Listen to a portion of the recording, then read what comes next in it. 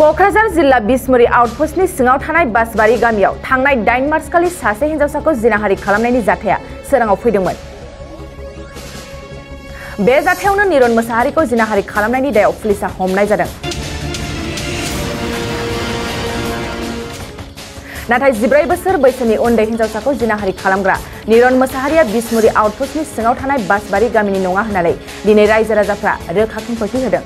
खौरांगिरि मेलनि गेजेरजों रायजो राजाफ्रा खौरां बिजोङाव जानला मोनला फोसावनायनि सिगां न'आव थांनानै गुबै खौरांखौ मिथिना लानांगौ आरो फोसावनांगौ होननानै सांग्रांथि होयो।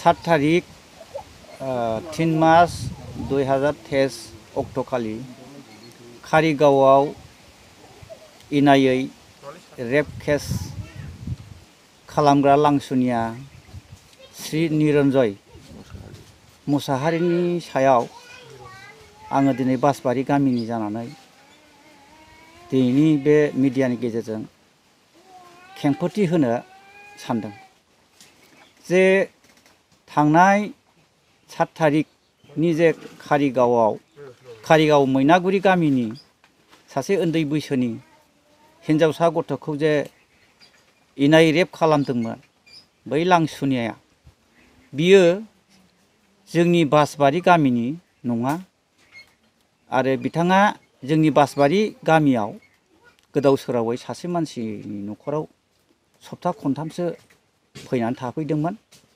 नाथाय जोंनि गामिनि माखासे न'खरफ्रा बिथांखौ सप्ता खनथामनि उनाव गावनि गामिफ्राव बा गुबुन जायगायाव थांनानै थाहैनो थिनहरदोंमोन। नाथाय बिथाङा थांनायनि सिगाङाव नैबे जोंनि गामिनि श्री जान्था बसुमतारिनि भटार कार्डखौ खावनानै लांनानै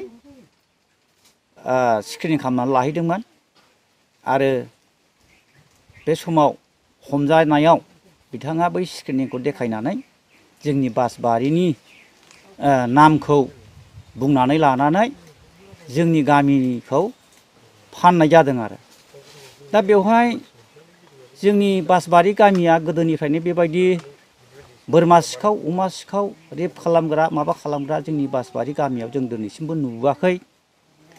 दिनै बेवहाय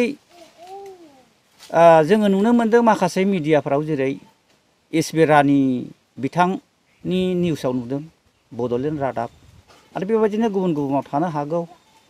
दा बेवहाय बिथांमोना जे मिडियाखौ हगारदों बाहाय बासबारिनिखौ नंगौ नङा बेखौ मोजाङै थदबिद खालामा जासे जे ओरैनो बासबारिखौ नाम मख'नानै हगारनायाव जों एसे बासबारि गामिनि रायजोफ्रा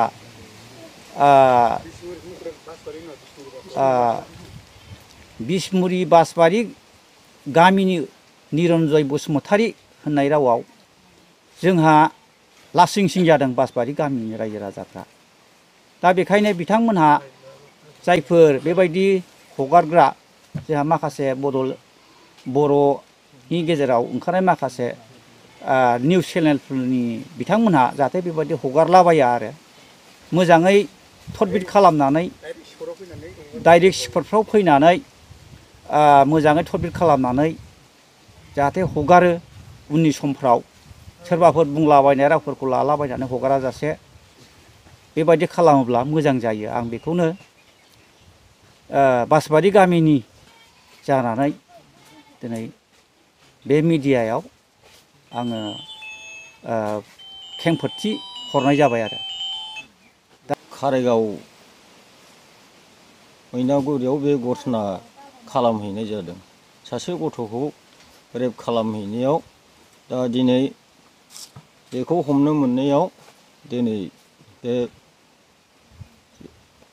जोंनि बे बासबारिनि माबाखौ एड्रेसखौ बुंना लाहैनाय जादों। नाथाय बे नङा बासबारिनि बे मानसिया बासबारिनि नङा।